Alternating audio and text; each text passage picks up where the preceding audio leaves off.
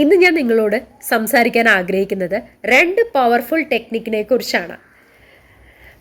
നിങ്ങളുടെ ഫ്രീക്വൻസി അഥവാ energy increase ചെയ്യാനുള്ള 2 പവർഫുൾ ടെക്നിക്സ് ആണ്. ഏതൊക്കെയാണെന്നറിയോ? എല്ലാവർക്കും അറിയുന്ന ഗ്രാറ്റിറ്റ്യൂഡും ഫോർഗീവ്നെസ്സുമാണ്. ആക്ച്വലി നമ്മൾ ഗ്രാറ്റിറ്റ്യൂഡ് പ്രാക്ടീസ് ചെയ്യുന്ന ആളുകൾ അറിയേണ്ട ഒരു കാര്യമുണ്ട്. എന്തിനാണ് നിങ്ങൾ ഗ്രാറ്റിറ്റ്യൂഡ് പ്രാക്ടീസ് ചെയ്യുന്നതെന്നും ഇത് ഗ്രാറ്റിറ്റ്യൂഡ് പ്രാക്ടീസ് ചെയ്തിട്ട് എന്തെങ്കിലും ഗുണങ്ങളുണ്ടോ എന്നതിനെക്കുറിച്ചൊക്കെ നമ്മൾ അറിയണം, അല്ലേ? അറിഞ്ഞിട്ട് ചെയ്യുമ്പോൾ എന്തായിരിക്കും എന്നറിയാവോ? നമ്മൾക്ക് കുറച്ചുകൂടി നമ്മുടെ ഊർജ്ജതലം ഇൻക്രീസ് ചെയ്യും. നമുക്ക് എല്ലാവർക്കും അറിയാം, മോസ്റ്റ്ലി ഗ്രാറ്റിറ്റ്യൂഡ് പ്രാക്ടീസ് ചെയ്യുന്നത് നമ്മളുടെ ഫ്രീക്വൻസിനെ ഉയർത്താൻ വേണ്ടിയിട്ടാണ്. എന്ന് വെച്ച് കഴിഞ്ഞാൽ നമ്മൾ ഈ ഗ്രാറ്റിറ്റ്യൂഡ് പ്രാക്ടീസ് ചെയ്യുമ്പോൾ നമ്മുടെ മനോഭാവം എങ്ങനെയായിരിക്കും എന്നറിയാവോ? നമ്മൾ എന്താ ഈ ഗ്രാറ്റിറ്റ്യൂഡിൽ എഴുതുക, ഈ നന്ദി പറഞ്ഞ് എഴുതുക, നമുക്ക് ഉള്ള സംഭവങ്ങളെക്കുറിച്ച്, അല്ലേ? നമുക്ക് എന്തൊക്കെ നമ്മുടെ ലൈഫിലുണ്ടോ അതിനെക്കുറിച്ച് നമ്മൾ ഓരോന്നായി എണ്ണി ദിവസവും ആലോചിക്കുകയും എഴുതുകയും ചെയ്യുമ്പോൾ ഈ ഒരു പ്രാക്ടീസ് ഡെയിലി നമ്മൾ ചെയ്യാറുണ്ട്. ചെയ്യുമ്പോൾ നമ്മളുടെ ഊർജ്ജതലം ഇൻക്രീസ് ചെയ്യും, എനർജി ഇൻക്രീസ് ചെയ്യും. എനർജി ഇൻക്രീസ് ചെയ്യുമ്പോൾ എന്താ സംഭവിക്കുക? നമ്മളുടെ ഫ്രീക്വൻസി തലം ഇൻക്രീസ് ചെയ്യും. ഫ്രീക്വൻസി ഇൻക്രീസ് ചെയ്യുമ്പോൾ എന്ത് ചെയ്യും? നമ്മൾ ആഗ്രഹിക്കുന്ന ആഗ്രഹങ്ങൾ ഒരു ടെക്നിക്ക് പോലും ഇല്ലാതെ നമ്മളുടെ അടുത്തിലേക്ക് വന്ന് മാനിഫെസ്റ്റ് ആവും. ഓരോ ആഗ്രഹങ്ങളും നമുക്ക് മാനിഫെസ്റ്റ് ആയിട്ട് വരും. മനസ്സിലാവുന്നുണ്ടോ?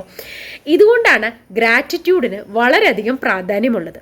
പക്ഷെ ചില ആളുകൾ ചിന്തിക്കാറുണ്ട്, ഞാൻ ഒത്തിരി ഗ്രാറ്റിറ്റ്യൂഡൊക്കെ പ്രാക്ടീസ് ചെയ്തിട്ട് എഴുതി ഉണ്ടാക്കിയിട്ടുണ്ട്, പക്ഷെ ഇതുവരെ ഒന്നും നടന്നിട്ടില്ല എന്ന് ചിന്തിക്കാറുണ്ട്. എന്തുകൊണ്ടാണെന്ന് അത് ചിന്തിച്ചിട്ടുണ്ടോ?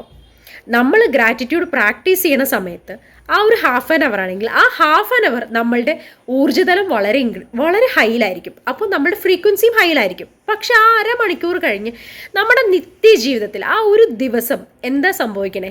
നമ്മൾ ഏതൊക്കെ കാര്യങ്ങളിലായിരിക്കും പോവുക? ഒരു ദിവസം നമ്മൾ പോകുമ്പോൾ നമുക്ക് എന്തൊക്കെ നെഗറ്റീവ് കാര്യങ്ങൾ കേൾക്കേണ്ടി വരാറുണ്ട്, പോസിറ്റീവ് ഉണ്ടാവാറുണ്ട്, പല നെഗറ്റീവ് മൂവീസ് കാണാറുണ്ട്, പല ഇൻസിഡൻസ് നമ്മുടെ ലൈഫിൽ വരാറുണ്ട്. ഇങ്ങനെ സംഭവിക്കുമ്പോൾ എന്താ ഉണ്ടാവുക? നമ്മുടെ ഊർജ്ജതലം കുറയോ കൂടുമോ?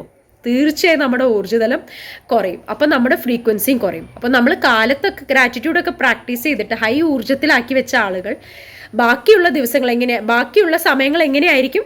നമ്മുടെ ഊർജ്ജതലം വളരെയധികം കുറഞ്ഞിട്ടാണ് ഉണ്ടാവുക.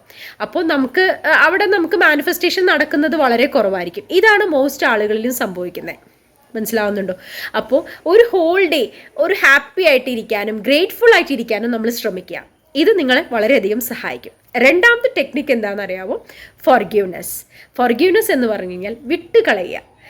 ഇനി വരാൻ പോകുന്ന 2025 പുതുവർഷത്തിൽ ഇതുവരെ നമുക്കുണ്ടായിട്ടുള്ള എന്തൊക്കെ വിഷമങ്ങളുണ്ടോ, മറ്റുള്ളവർ നമ്മൾ വിഷമിപ്പിച്ച കാര്യങ്ങളുണ്ടോ, ഇതെല്ലാം വിട്ടുകളയുക. സാരില്ല, അത് അവർക്ക് വേണ്ടിയല്ല കേട്ടോ, നമ്മൾക്ക് വേണ്ടിയിട്ടാണ്. നമ്മുടെ യാത്ര വളരെയധികം ജോയ്ഫുൾ ആയിട്ട് കൊണ്ടുപോകാൻ വേണ്ടിയിട്ടാണ് നമ്മൾ ഈ ഫോർഗീവ്നെസ് പ്രാക്ടീസ് ചെയ്യുന്നത്.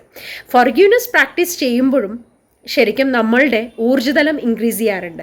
നമ്മൾ ഇന്നും ഓരോരുത്തരെ കുറിച്ച് വിഷമങ്ങൾ ഉണ്ടാകുമ്പോൾ വിഷമിച്ചിരിക്കുമ്പോൾ നമ്മുടെ മൈൻഡിൽ എന്തായിരിക്കും? നമ്മളുടെ എനർജി കുറയും. എനർജി കുറയുമ്പോൾ ഫ്രീക്വൻസി കുറയും. അതേസമയം നമ്മൾ ആ വിഷമങ്ങളൊന്നും എനിക്കൊരു പ്രോബ്ലം അല്ല എന്ന് ചിന്തിച്ച് നമ്മൾ മുന്നോട്ട് പോകുന്ന ആളുകൾക്ക് എന്താ സംഭവിക്കുക? അവരുടെ ഊർജ്ജതലം വളരെയധികം കൂടും, അവരുടെ ഫ്രീക്വൻസിയും കൂടും. ഈ 2 പ്രാക്ടീസ് കൊണ്ട് തന്നെ നമ്മുടെ ലൈഫിൽ ഒരുപാട് ഗോൾസുകൾ നിങ്ങൾക്ക് അച്ചീവ് ചെയ്യാൻ സാധിക്കും. അപ്പോൾ ഈ 2025 പുതുവർഷം ഗ്രാറ്റിറ്റ്യൂഡും ഫോർഗീവ്നെസ്സും പ്രാക്ടീസിലൂടെ മുന്നോട്ട് പോകുമെന്ന് വിശ്വാസത്തോടെ നിർത്തുന്നു. Thank you.